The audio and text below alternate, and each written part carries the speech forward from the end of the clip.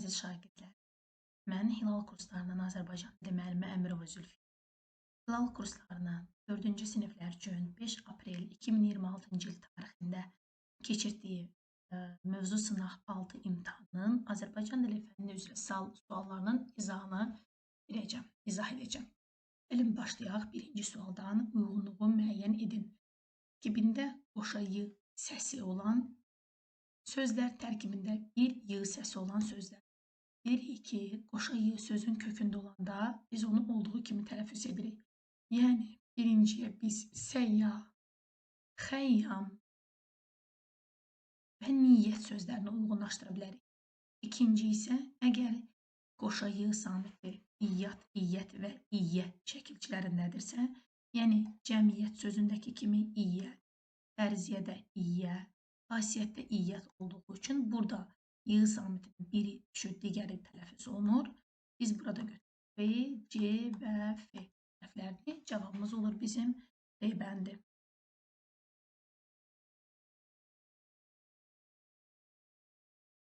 İkinci sual. Birləşmələrin hansını həm həqiqi, həm məcazi mənada işlətmək olmaz? Ağzına su almaq həm həqiqi mənada ağzıma su aldım dərmanı içmək üçün. Ağzına su almaq susmaq deməkdir. Yola düşmək həm top yola düşdü həqiqi, həm də biz səhər 7-də yola düşdük məcazidir. Yaddan çıxmaq yalnız məcazidir, çünki yadımızdan çıxırsa bir şeyi biz unuduruq deməkdir. Cavab C-dir.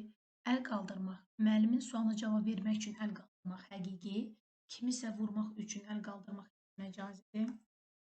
Yanıb tökülmək, bir şeyin kül olub həqiqətən də bir odun parçasının nəyisə yanıb tökülməyi həqiqi, heyfslənmək mənasında isə məcazi mənada işləndiyi üçün cavabımız C bəndidir. Üçüncü sual. Hansı variantda feildən düzələn konkret isim var? Yəni, feildən düzəlməlidir bu söz və konkret isim olmalıdır. Əvvəla biz ismi tapırıq, sonra onun konkreti mücərrəd olmasına, sonra da feildən düzəlməyinə baxa bilərik. Kəskin sözü isim deyil, sifətdir. Çıxdıq. Bitki sözü isimdir, konkretdir. Həmçinin bitmək feilindən düzəlib. Cavabımız demək ki, B bəndidir. Meşəlik sözü isimdir, lakin konkret olsa da sözün kökü meşə feil olduğu üçün cavabımız C deyil. Anlayış sözü mücərrəd isimdir. D bəndi də deyil. Sevgi sözü də konkret yox, mücərrəd isim olduğu üçün cavabımız E bəndi də doğru deyil. Dördüncü sual. İki mənası isim, bir mənası sifət olan amonim sözü müəyyən edin. Tər sözü isim və sifətdir. Bir mənası yeni, təzə sifət, digər mənası isə insan bədənindən ifraz olan maye, maddə isimdir. Yəni, tər sözünün 2 dənə isim mənası yoxdur. Qarı sözünün ümumiyyətlə sifət mənası yoxdur. Bir qoca qadın isim, bir də yaşlanmaq feildir. Yaz sözü fəsil yaz, bahar, bir də yazmaq feili var, amma sifət kimi mənası yoxdur. Yaş sözü isim kimi. İnsan gözündən axan damla yaş isimdir. İnsanın ömründəki bir il mənasında yaş isimdir. Bir də sifət qurunun əksi sifət olduğu üçün, yəni yaş, nəm olduğu üçün cavabımız D bəndi. Buruq sözü buruq sifətdir.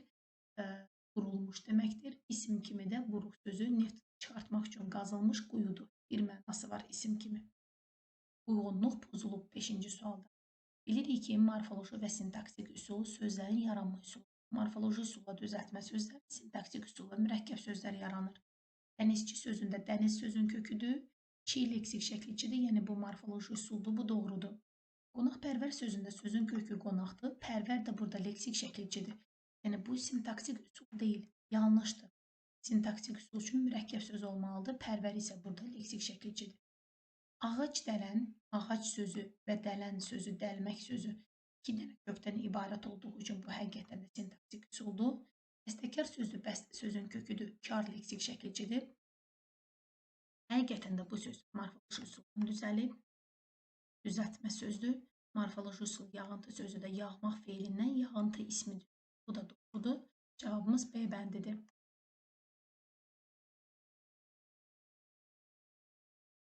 Yazılışı və deyilişi fərqlənmir. Dilini hansı sözə aid etmək olar? Tələffüz sözünün yazılışı və deyilişi fərqlənmir. Çünki 2 dənə qoşa samitin yazılışı və tələffüzü fərqlənmirdir. Hiddət sözü fərqlənmir. Fauna sözü fərqlənmir. Əmtəə sözündə ənin birisi düşür, digəri uzun tələffüz olunur, 5-i götürə bilərik. Dairə sözündə A və İ arasına Y samiti səs artımı hadisəsi baş verir, 3-ü də götürürük. Diqqət sözündə də Q samitini biz ilk Q samitini K kimi tələffüz edirik, yəni ilk qət kimi tələffüz edirik. Ona görə də bu sözü də biz götürürük. Cavabımız olacaq bizim 3, 5 və 6 daha doğrusu fərqlənmir deyir fikrin hansı sözlərə. 6-cı sual. Yazılışı və deyilişi fərqlənmir fikrini hansı sözlərə aid etmək olar? Tələffüz sözünün yazılışı tələffüzü həqiqətən də fərqlənmir. İddət sözü də fərqlənmir, fauna sözü də fərqlənmir. Cavabımız 1, 2 və 4-dür. Gəlin baxaq, niyə digər bəndləri götürmürük? Çünki əmtəə sözünün tələffüzü əm, ə. Bir sait ə düşür, digəri uzanır. Dairə sözündə dairə səs artımı hadisəsi baş verir. Diqqət sözündə də 2 dənə qoşa cingiltili Q samitinin birincisi öz kar qarşılığına keçdiyi üçün bunu da götürmək olmaz. 7-ci sual. Quruluşca düzəltmə sözü müəyyən edin. Gəlin əvvəlcə sözləri kök və şəkilçi ayıraq. Qaranquş sözü sadə sözlərin arasında var idik. Dərsliyimizdə bilirik ki, bu söz sadə sözdür. Cavabımız A bəndi deyil. Yüksəl sözü də sadə sözdür. Yəni yalnız kökdən ibarətdir. Dağınıq sözü də dağınıq sadədir. Soruşmaq sözü də sadədir. Ona görə də cavabımız olur bizim nə? E bəndi. Dil sözü ilə diləyirik diləklərimizi.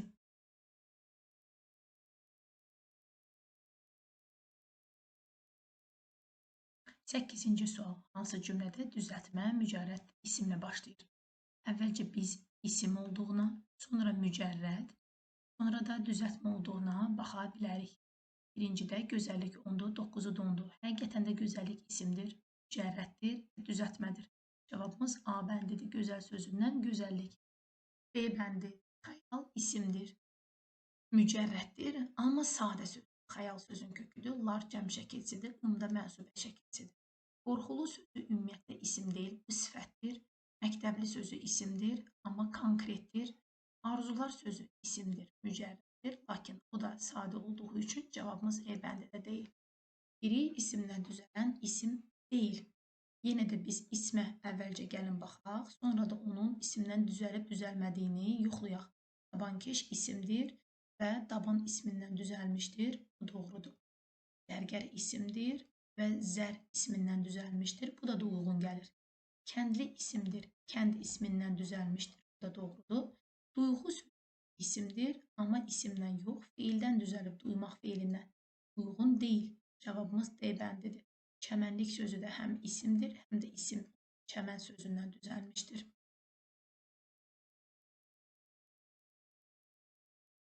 10-cu sual. Uyğunsuzluğu müəyyən edin. Söz sinonimi və antonimi. Yeni sözü sinonimi təzə və köhnə antonimidir, doğrudur. Xəstə, naxoş sinonimi, sağlam antonimidir, doğrudur.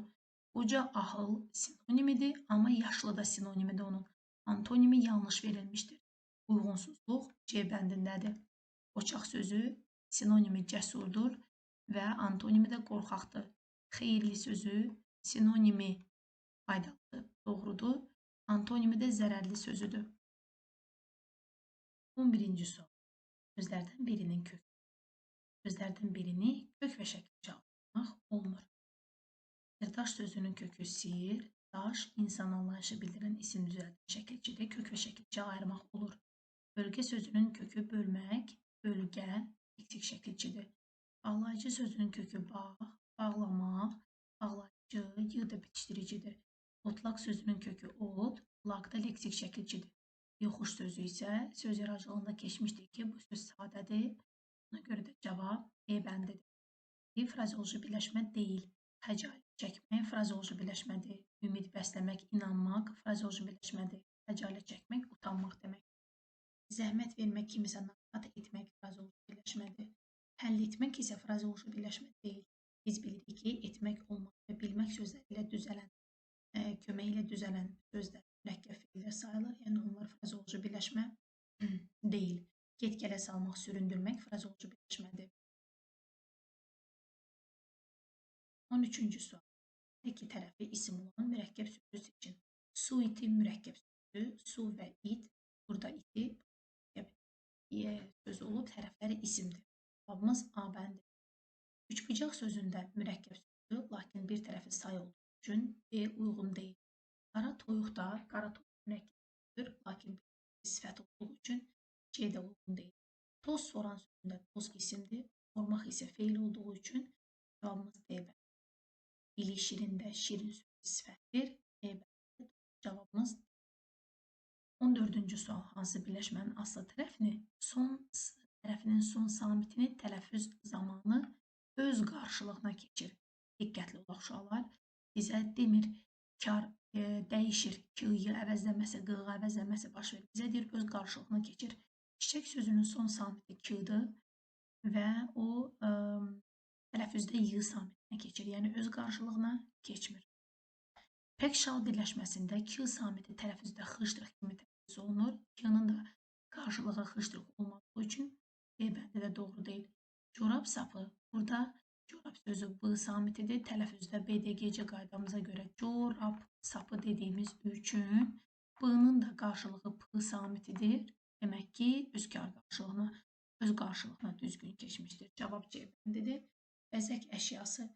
Burada da K-nı biz Y kimi tələffüz edirik. Y-dır. Qarşılığı deyil. Qonaq otağında da Q-nı biz öz qarşılığı kimi tələffüz etmirik. Q kimi tələffüz edirik. 15-ci sual. Mürəkkəb sözlərdən biri səhv yazılıb. Qızılgül müxtəlif mənalı sözlərin birləşməsindən düzələn söz olduğu üçün düzgün yazılıb. Tez-tez eyni sözün təkrarı ilə düzələn mürəkkəb söz olduğu üçün düzgün yazılıb. Alver yanlış yazılıb. Bilirik ki, bu söz isim bölməsində qaydasında qeyd hissəsində verilmişdir ki, istisna sözdür. Tərəfləri əks mənalı olmasına baxmayaraq bitişik yazılmalıdır. Gözü tox, müxtəlif mənalı sözlərin birləşməsi bir tərəfin mənalı şəkilçili sözdür. Bu da doğru yazılıb, bitişik. Qeyri-mümkün də qeyri sözünün köməkliyi ilə düzələn mürəkkəb isim olduğu üçün sifətdir daha doğrusu, lakin qeyri sözü ilə düzələn sözlər bilirik ki, defislə yazılır, ona görə bu da düzgündür. Sözlərin quruluşu ilə bağlı məntiqi ardıcılığı tamamlayın. Alət sözü, sadə sözü, güldan düzəltmə sözdür. Kəklik otu da mürəkkəb söz olub, iki dənə kökdən ibarət olduğu üçün biz bura sadə söz götürməliyik. Ovçu düzəltmə sözdür. Yaxşılıq düzəltmə sözdür. Sarsıntı sadə sözdür. Qaydadan bilirik bunu. Məktəbli sözü də məktəb sözü. Kök li leksik şəkilçidir. Vurha burada iki dənə kökdən ibarət olub, ha bitişdiricinin köməklidir düzələn mürəkkəb söz olduğu üçün cavab 17-ci sual. Hansı birləşmədə variantlar? Frazeoloji birləşmənin sinonimi düzgün göstərilib. Çiçəyi çırtlamaq sevinməkdir. Can deyib can işitmək isə mehriban olmaqdır. Bu, onun sinonimi deyil. Ya da düşmək, xatırlamaq onun sinonimi ola bilməz. Çünki xatırlamaq frazeoloji birləşmə deyil. Bilirik ki, frazeoloji birləşmənin sinonimi də mütləq frazeoloji birləşmə olmalıdır. Əridən qabıqdan çıxmaq, çox işləmək həddindən artıq, çox çalışmaq, əziyyət çəkmək deməkdir. Tənqi gəlmək isə bezmək deməkdir. Yəni, bu onun antonimi deyil. Gözünün acısını almaq mürgüləməkdir. Bəli, amma mürgüləmək də onun sinonimi ola bilməz. Çünki mürgüləmək frazeoloji birləşmə deyil.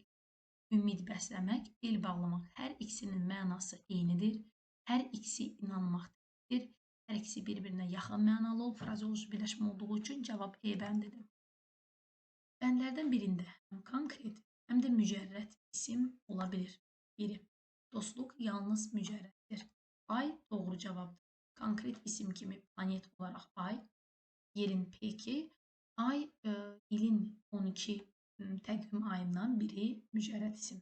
Zaman yalnız mücərrətdir. Saat sözünə bunu səhv salmayın.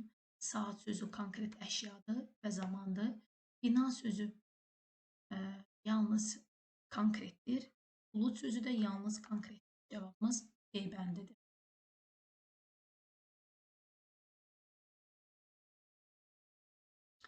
19. sual, termin və ümumiştək ola bilən sözü müəyyən edin. Zərflik yalnız termindir. Zərf sözü ilə qarışdırmayaq. Zərf sözü həm də ümumiştək sözü. Tənlik yalnız termindir. Say həm termin, həm də ümumiştək sözdür. Say nitq hissəsi kimi termin. Bir neçəsə qədər saymaq deyil. Paronim yalnız termindir. Kəsir yalnız termindir. Kəsir sözünü qarışdırmayın. Kəsir sözü olsaydı bu nə isə kəsməkdir. Yəni kəsirsə surət, məxrəc yalnız termindir. Biri ön şəkilçi deyil. Ön şəkilçilərimiz bilir ki, bi, na, a, la, co, a, anti. Yəni orada keş şəkilçimiz yoxdur. Keş sözün sonuna bir cür yazılan şəkilçidir. Keçək mətnimizə. 21-ci və 25-ci, 21-25-ci sualları mətnimiz əsasında həll olunacaq. Deyilənə görə Loğman müdrik insan olmuş, çox böyük hörmət qazanır. Ancaq buna baxmayaraq öz təvəzzökarlığı ilə seçilirdi. Ona görə də ağasının yanında olanda digər qullarına paxıllıq bürüyürdü. Bir gün ağa qulları ilə öz bağından meyvə yığmağa göndərir. Qullar meyvələri yığırlar, amma yolda yeyib qutarırlar. Ağaların hüzuruna çıxanda deyirlər, bütün meyvələri Loğman yeyib. Ağası Loğman əlindən yaman əsəbləşir. Loğman bunun səbəbini öyrəndikdə belə bir təklif edir. Ağam hamımıza qaynar su içməyi əmr et. Düzənliyə düşək. Sən atla, biz piyada qaçaq. Onda həqiqət üzə çıxar. Ağa Loğman dediklərinə qulaq asdı. Onun dediyi kimi etdi. Qullar məcbur oldu, qaçmağa başladılar. Onlar yoruldular və yediklərini qusmağa başladılar. Beləliklə, kimin yanlış olduğu məlum oldu. Bir maraqlı mətnimiz var. Gəlin baxaq 21-ci sual. Mətnin məzmununa uyğun atalar sözünü müəyyən etmək çox doğru var, yalan ondan yaxşıdır. Mətnimizə uyğun deyil, çünki mətnimizdə hər hansı bir yalanın daha yaxşı olacağı barəsində bir mövzu olunur. Dostlar gündə tanınır. Mətnimiz dostluq haqqında deyil. Yaxşılıq unudulmaz. Burada da hər hansı kimsə yaxşılıq edib sonra unutmayacağı barəsində söhbət getmir. Yalan gizli qalar, gizli qalmaz. Bəli, tamamilə doğrudur. Burada da göstərildiyi kimi yalan gizlin qalmaz. Söz sözü çəkər. Mətnimizdə hər hansı bir söhbətdən, sözün çəkməyindən söhbət getmir. Çərçivə daxilində verilmiş sözü əvəz edə bilər. Gəlin görək, çərçivə daxilində verilən sözümüz hansıdır? Çərçivə daxilində yorulmaq sözü verilib, yoruldular. Təbii ki, yorulmaq sözünü biz hansı sözlərlə əvəz edə bilərik? Əldən düşməklə və gücdən düşməklə, çalışmaq və boğaza yığılmaqla əvəz edə bilmərik. Cavabımız olur bizim 1-3. Boşluğu tamamlayın. Qullar yalan danışır. Loğman plan qurur və plan qurduqdan sonra qullar qaçmağa məcbur qalır ardıcıllıqda və həqiqət üzə çıxır. Loğman hörmət qazanır. Bu, qulların yalan danışmağından daha öncə idi. Qullar meyvə yığır. Bu da Loğmanın plan qurmağından daha öncə idi. Ağa qulları meyvə yığmağa göndərir. Bu da onların yalan danışmağından daha öncə baş vermişdi. Loğman da təvazökarlığı ilə seçilir. Bu da mətnin giriş hissəsində, yəni daha öncə baş verən, məlumat verilənlər arasında idi. 4-cü sual. Mətndə qarşısında fiqur qoyulmuş cümlələrdən birində məcazi mənalı ifadə var. Gəlin baxaq həmin cümlələrə görə hansında məcazi mənalı ifadə var. Bir gün ağa öz qulları ilə öz bağından meyvə yığmağa göndərir. Burada məcazi mənalı ifadə yoxdur. Burada bütün meyvələri Loğman yeyib. Burada da məcazi mənalı ifadə görmürük. Sən atla, biz də piyada qaçaq. Bu cümlədə də yoxdur. Ağa Loğmanın dediklərindən qulaq asdı. Gördüyümüz kimi burada qulaq asmaq məcazi mənada verilmiş birləşmədir. Çünki biz qulağa həqiqət asmırıq. Qulaq asmaq dinləməkdir. Beləliklə, kimin yalancı olduğu məlum oldu. Bu cümlədə də nə yoxdur? Məcazi mənalı ifadə yoxdur. Deməli, məcazi mənalı ifadə işarəsi olan birləşmədə verilmişdir. Cümlədə verilmişdir. Cavabımız A bəndidir. Mətndə nədən söhbət getmir? Bu da bizim 25-ci sualımız. Təvazökarlıq, yəni sadəlikdən söhbət gedir. Yəni özündən razı deyildi Loğman. Dostluqdan söhbət getmir burada. Paxıllıqdan söhbət gedir. Qullar Loğmanın paxıllığını çəkirdi. Yalandan söhbət gedir. Qullar yalan danışmışdı. Müdriklikdən söhbət gedir. Çünki Loğman müdrik idi. Cavabımız B bəndidir. Bununla mövzu sınavı altın izahı sona çatmışdır. Hamınıza uğurlar arzu edirik əziz şagirdlər yüksək nəticələrinizlə. Müəllim və valideynlərinizi sevindirməyiniz diləyinizlə. Sağ olun.